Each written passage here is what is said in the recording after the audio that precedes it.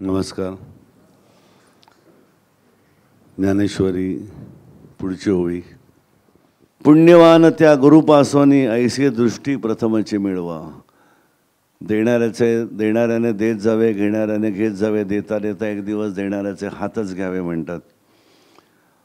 अशी कल्पना करा की तुमच्यापाशी कोणीतरी एक गोष्ट सांगितली की बाबा अमुक अमुक ठिकाणी गेलं ना की रोज 10,000 रुपये मिळतात.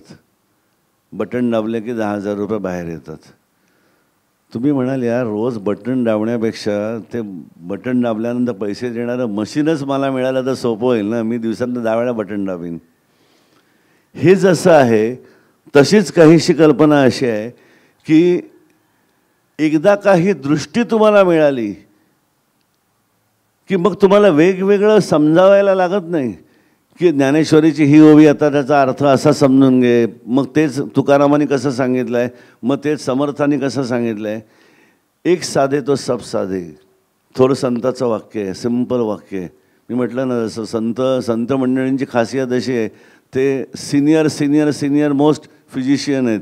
त्यामुळे त्यांचं प्रिस्क्रिप्शन खूप छोटं असतं. हो ना हो के बीच में साहब समा है.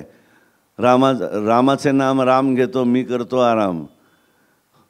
एक साधे तो सब साधे. लाख मोलाची गोष्ट आहे.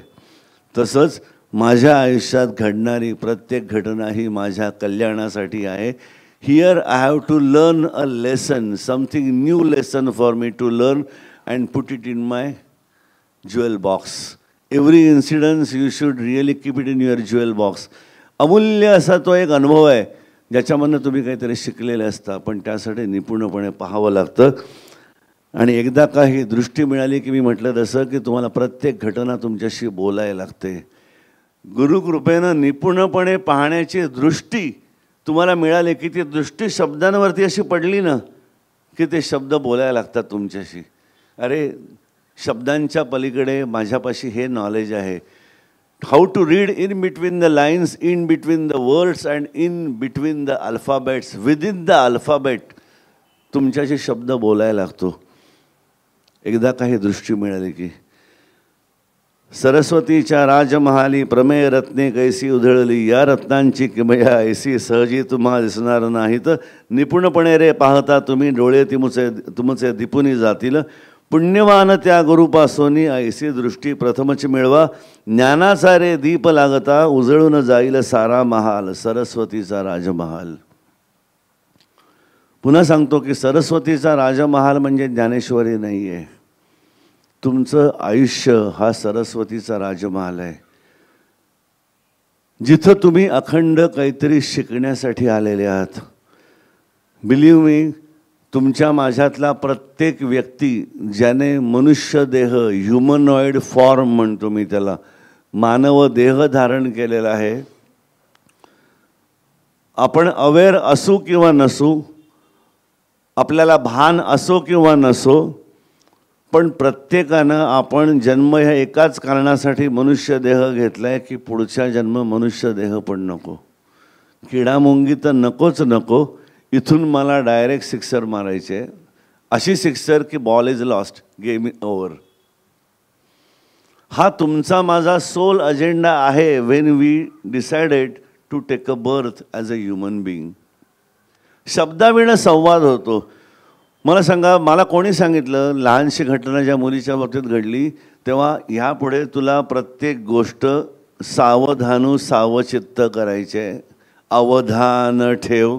प्रत्येक पाऊल लक्ष ठेवून टाक. जर तिच्याबरोबर तू आहेस आणि ही स्वतःला सवय लावून घे. मधनं विसर पडणार आहे तुला, तुम्हाला काय, मला प्रत्येकाला पडतो. कारण आपण रोज जीवन जगत असताना अरे आता चल ना, अरे आता चल ना असं लक्ष देऊन म्हणतो का आपण? नाही. पण एकदा का सवय लागली की तो रिमाइंडर आतनं येतो, अरे नाही आपण आत्ता ही घटना सहज केली, आपलं लक्ष नव्हतं, it was a casual affair. No, my every action has to be a serious affair, it just cannot be a casual affair. हा रिमाइंडर तुम्हाला आतनं सारखा लागायला लागतो. एकदा का ती दृष्टी तुम्हाला मिळाली, कलाकार प्रत्येक कुठल्याही आहे बघा, मध्ये कुठल्या तरी एका नटाची मुलाखत झाली, तर तू ही स्टाईल कुठनं मिळवलीस? म्हणाला, अरे त्या गावामध्ये मी गेलो तर हा विसरला. असा मनुष्य पाहिला. ते पाहिल्यानंतर म्हणाले मी ते स्वतःला ती ॲक्टिंग केली आणि तुम्हाला सगळ्यांनाच आवडते. पण अशी व्यक्ती तिथं गावात फिरते, ए खोळ्या. त्या खोळ्याचं कोणी कौतुक नाही केलं, पण खोळ्याला पाहिल्यानंतर खोळ्या डायलॉग लिहिणाऱ्या माणसाने टी व्हीवरती प्रोजेक्ट केल्यानंतर एक खोळ्या म्हणून त्याचं कौतुक होतं आहे कॅरेक्टरचं. म्हणजे ओरिजिनल तिथं आहे, सडतं आहे गावामध्ये आणि डुप्लिकेट विकलं जात आहे. विकणारा मोठा आहे, योजकच तर दुर्लभ. कारण त्याच्याकडे तो बघत नाही आहे, तो पाहतोय. निपुणपणे पाहता आलं पाहिजे.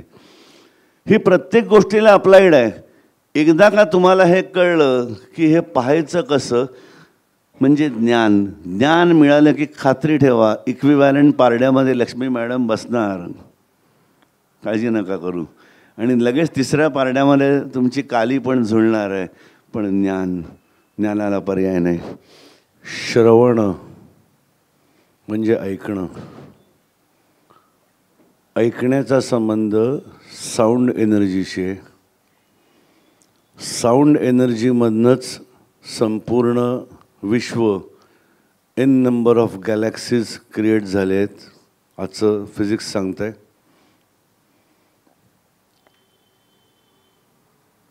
गुरु काय सांगतायत त्याच्याकडे ऐका, श्रोते जन हो, सावधानु सावचित्त, ब्रह्मवाक्य आहे. त्या साऊंड एनर्जीकडे माझं अवधान आहे, म्हणजे माझं लक्ष आहे. माझं चित्त, सावचित्त, म्हणजे माझा consciousness, the awareness of my consciousness is connected with the sound energy which I am receiving from my guru. आणि गुरुर् ब्रह्मा गुरुर्विष्णू गुरुर्देव महेश्वरा, गुरु साक्षात परब्रह्म, तस्मै श्री गुरुवे नमः.